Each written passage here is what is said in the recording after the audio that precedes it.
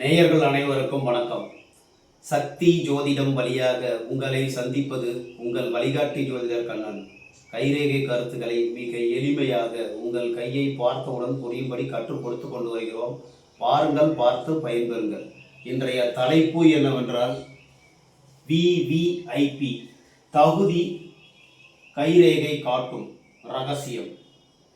ஒரு நபர் விவிஐபியா, அதாவது உலகம் போற்றக்கூடிய அளவில், அதாவது பெரிய அளவில் ஒரு நல்ல டாப் பொசிஷனில் அடுத்தவர்கள் திரும்பி பார்க்கக்கூடிய அளவிற்கு பேர், புகழ், செல்வம், செல்வாக்கோடு இருக்க வேண்டும் என்றால் கையில் உள்ள ரேகைகள் காண்பிக்க உடனே அப்படி பார்த்தோன்னே தெரிஞ்சுக்கலாம். நம்ம விஐபி ஆக முடியுமா, விவிஐபி ஆக முடியுமா, மக்கள் நம்மளை அங்கீகரிப்பார்களாங்கிறத கைரேகையை பார்த்த உடனே ஈஸியாக கண்டுபிடிச்சிடலாம். இந்த மாதிரி ரேகைகள் உங்களுக்கு இருக்கிறதா என்று பாருங்கள். இப்போ நான் ஒரு உதாரணத்துக்கு போட்டிருக்கேன். இந்த மாதிரி இருந்தால் தான் விவிஐபின்னு கிடையாது. நல்லா புரிஞ்சுங்க. இது ஒரு உதாரணத்துக்கு போட்டிருக்கேன். ஒரு நபருடைய கையை பார்த்த உடனே விவிஐபி ஆகணும்னா முதல்ல உங்களுடைய கர்மா, உங்களுடைய பூர்வீக புண்ணியம், அதை காட்டக்கூடிய ரேகைகள் இந்த சனி மேட்டுக்கு வரக்கூடிய விதி ரேகை எப்படி இருக்குன்னு பார்க்கணும். விதி ரேகை கீழிருந்து ஆரம்பித்து பங்கப்படாமல் வெட்டு, துண்டு, தீவு இதெல்லாம் இல்லாமல் இருந்துருச்சுன்னா உங்களுக்கு கர்மம், புண்ணியம் நல்லா இருக்கு அப்படின்னு அர்த்தம்.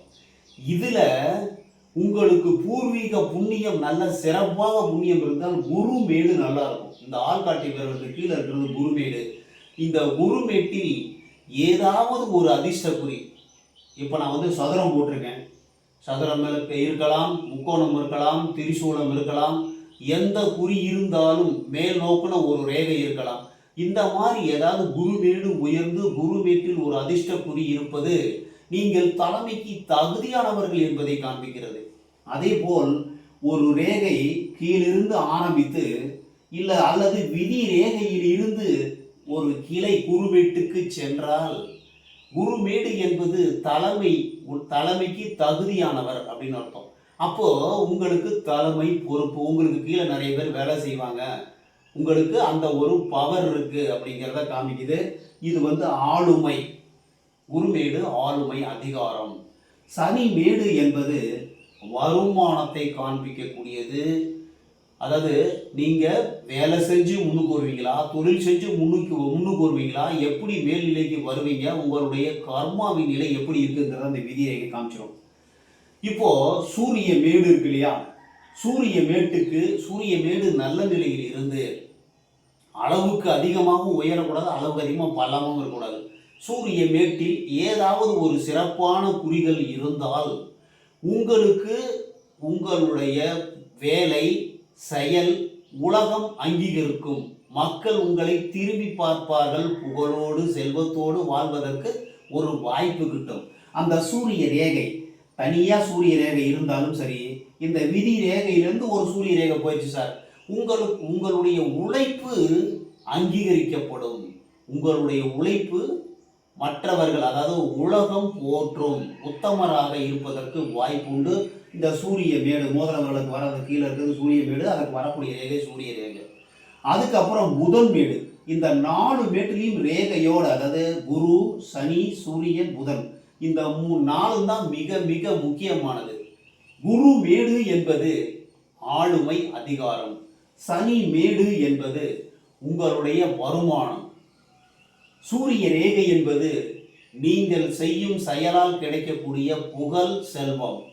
புதன் மேடு என்பது புத்திசாலித்தனம், அறிவாற்றல். உங்களுடைய புத்திசாலித்தனம், அறிவாற்றல் எவ்வாறு இருக்கிறது அப்படிங்கிறத காண்பிக்கக்கூடியது புதன் மேடு. அந்த புதன் மேட்டில் ரேகைகள் இருந்தால், பொதுவாக அந்த 4 மேட்டிலையும் ரேகைகள் விதி ரேகை, சூரிய ரேகை பங்கப்படாமல் இருந்ததுன்னா கண்டிப்பாக நீங்கள் விவிஐபி ஆவதை யாராலும் தடுக்க முடியாது. இன்னும் அதிகமாக செல்வ செழிப்போடு எந்த வகையில் நீங்கள் பெரிய ஆளாவீங்கன்னா, பிஸ்னஸ் மூலமாக வரணும்னா புதன் மேடு, பேச்சுத்துறை மூலமாக வரணும்னா புதன் மேடு, அந்த புதன் மேட்டுக்கு மேலே 2-3 கோடு இருந்தால் 2-3 பல வருமானம், விதி ரேகை 2-3 இருந்தால் 2-3 வருமானம். அதே மாதிரி இந்த பணம் முக்கோணம் இருந்ததுன்னா பணம் தங்கும், பிரச்சனை இல்லாமல் பணம் உயர்வதற்கு வாய்ப்புண்டு. பேசிக்காக ஒரு மனிதர் உலக அளவில் பேசப்படும் நபராக இருக்க வேண்டும் என்றால் பணம் அதிகமாக இருக்க வேண்டும்.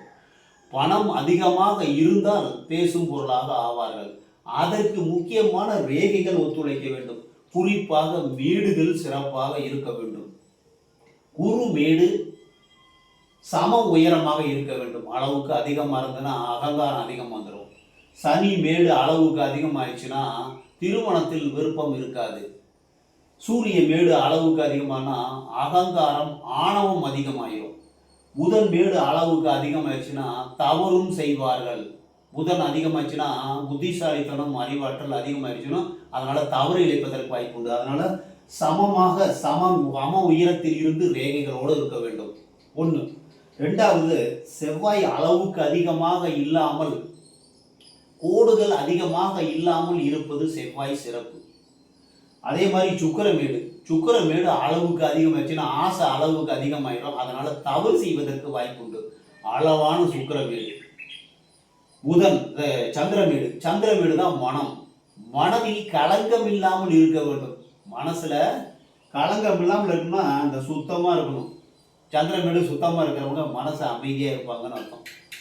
அந்த மனசுல கிராசிங் அதிகமா இருக்குன்னு வச்சுக்கோ, குழப்பம் அதிகமா இருக்கும். அதே மாதிரி இல்லை புத்தி ரேகை சந்திரமேட்டுக்கு வந்துருச்சுன்னா மனம் பாதிக்கப்படுவதற்கு வாய்ப்பு உண்டு.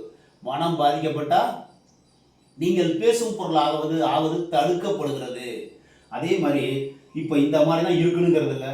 மேடுகள் பங்கப்படாமல் ஆசையை உண்டாக்குவது மேடுகள். அதில் காணப்படக்கூடிய ரேகைகள் உங்களை அங்கு அழைத்து செல்லும். உங்களை எப்படி சார் அழைத்து செல்லும்? எல்லாருக்கும் அழைத்து செல்லுமானா கிடையவே கிடையாது. உங்களுடைய கர்ம பலன்படி, உங்களுடைய பூர்வீக புண்ணியத்தின் படி உங்களுடைய கை அப்படியே நல்லா பார்க்கும் போதே ஒரு சில பேரோட கையை பார்த்தா அழகா இருக்கும். ஒரு சில பேர் அப்படியே தொட்ட ரத்தம் வந்து அப்படியே பல இருக்கும். அப்போ அவர்களுடைய கர்ம பலன் நல்லா இருக்கு, அவங்களுடைய பூர்வீக புண்ணியம் நல்லா இருக்கு, ரேகைகள் வெட்டு துண்டு இல்லாம பிரச்சனை இல்லாம குறுக்கு கோடு இல்லாம இருந்தாவே நீங்கள் வாழ்க்கையில் வாழ தகுதியானவர்கள். இந்த 4 மேடு நல்லா இருக்கான்னு பாருங்க சார். குரு மேடு, சனி மேடு, சூரிய மேடு, புதன் மேடு. இந்த 4 பிரச்சனை குறுக்கு கோடு இல்லாம நல்லபடியா ரேகையோட இருந்துருச்சுனாவே நீங்க விவிஐபி நல்ல ஒரு உலகம் போற்றக்கூடிய பேரெடுக்கக்கூடிய உங்களுடைய உழைப்பு அங்கீகரிக்கப்படும் ஒரு தலைமையில் இருப்பீர்கள், ஆளுமையில் இருப்பீர்கள். அந்த ஆளுமை உங்களுக்கு பிராண்டா மாறும். வேலை, நீங்களுடைய செயல் உலகம் போற்றக்கூடிய அளவுக்கு பெரிய புகழடையும். வியாபாரம் நல்லா இருக்கும்னா, பேச்சு திறமை நல்லா இருக்கும்னா, புதன் நல்லா இருக்கும். இந்த 4 மேடு பேசிக் நல்லா இருக்குதுன்னா உங்கள் வாழ்க்கையில் நல்ல டாப் பொசிஷன் வரதுக்கு வாய்ப்பு இருக்குது. உங்கள் கையை பாருங்கள் சார், விதி ரேகை எப்படி இருக்குன்னு பாருங்க. உங்களுடைய விதி ரேகை துண்டுபடாமல் இருந்துச்சுனாவே பேசிக் நாலேஜ் நல்லா இருக்கீங்கன்னு அர்த்தம். அதே மாதிரி குருமேட்டுக்கு ஒரு ரேகை போகுதுன்னா ஏதாவது ஒரு ரேகை போனாலும் இது இப்படி தான் போகணுங்கிறது. மேலேருந்து இப்படி இங்கேருந்து போகலாம், சுக்கரமேட்லேருந்து போகலாம். குருமேட்டில் ஒரு ரேகை இருக்குது, அந்த தலைமைக்கு தகுதி. அதே மாதிரி இந்த விதி ரேகை வெட்டு துண்டு இல்லாமல் இருந்துச்சுன்னா உங்களுக்கு அது மிக மிக அடிப்படை தகுதி. அதுக்கப்புறம் சூரிய ரேகை இருக்கணும் சார். எந்த வயதில் சூரிய ரேகை வருதோ அப்போ தான் நீங்கள் டாப்புக்கு போக முடியும். உங்களுடைய உழைப்பு அங்கீகாரம் வெளியே தெரியும், புகழ் வெளியே தெரியும். புதன் மேடை பார்க்கணும். உங்களுக்கு புத்திசாலி மூலமாக புத்தியை பயன்படுத்தி பணம் சேர்ப்பீர்களா? இது மாதிரி தான் கையை பார்க்கணும் சார். முதல்ல கையில் குறுக்கு கோடு அதிகமாக இல்லாமல் இருக்கணும் சார். ஆயுள், உடம்பு நல்லா இருக்கான்னு பார்க்கணும். புத்தி அறிவு திறமை நல்லா இருக்கான்னு பார்க்கணும். உங்களுடைய இருதயம் குடும்ப வாழ்க்கை நல்லா இருக்கான்னு பார்க்கணும். தார ரேகை ஒரே ஒரு தாரம் இருந்தால் உத்தமமானது. சரிங்களா? இது மாதிரிலாம் இருந்துச்சுன்னா கை வந்து உங்களுக்கு பெரிய விவிஐபி ஆகக்கூடிய தகுதி உங்கள் கையில் காண்பிக்கப்படுகிறது. இதில் எல்லாமே இருக்குதுங்கிற அவசியமே கிடையாது. குறுக்கு கோடு இல்லாமல் மேடுகள் சமநிலையில் இருந்து உடம்பு நல்லா இருக்கு, ஆயுள் ரேகை பலம் நல்லா இருக்கு, புத்தி நல்லா இருக்கு, உங்களுடைய புத்தி சிறப்பாக இருக்குன்னு அர்த்தம். அதே மாதிரி பணம் முக்கோணம் இருந்து பணம் வந்ததுன்னா உழைச்சி சம்பாதிச்சு சேமிச்சிருவீங்கன்னு அர்த்தம். விதி ரேகை நல்லா இருந்தால் உங்களுக்கு பேஸ்மெண்ட்டாக நல்லா இருக்கு, உங்களுடைய வாழ்க்கையில் உயர்வதற்கு தகுதி உங்களுக்கு இருக்கிறது. குரு மேட்டு ரேகைகள் ஒரு தலைமைக்கு கொண்டு செல்லும். சூரிய மேட்டு ரேகைகள் புகழாக்கும், உங்களுடைய திறமையை புகழாக்கும். புதன் மேட்டுக்கு வரக்கூடிய ரேகைகள் பிஸ்னஸ் மைண்டு, பிஸ்னஸ் செட்டப் கொண்டு போகும். இது மாதிரி எத்தனை ரேகை இருக்குன்னு பாருங்க. அத்தனைக்கு தகுதி உங்களிடம் இருக்கும். உங்களுடைய கை அதை காண்பிக்கும். உங்கள் கையை பாருங்கள். இந்த கருத்துக்கள் உங்களுக்கு பிடித்திருந்தால் புதுசாக பார்க்குறவங்க சப்ஸ்கிரைப் பண்ணிடுங்க. உங்களுடைய ஃப்ரெண்டுகளுக்கும் ஷேர் பண்ணி பயன்பெறுங்கள் என்று கூறி மற்றும் ஒரு சிறப்பான காணொளியில் உங்களை சந்திக்கும் வரை உங்கள் வழிகாட்டி ஜோதிடர் கண்ணன். வணக்கம்.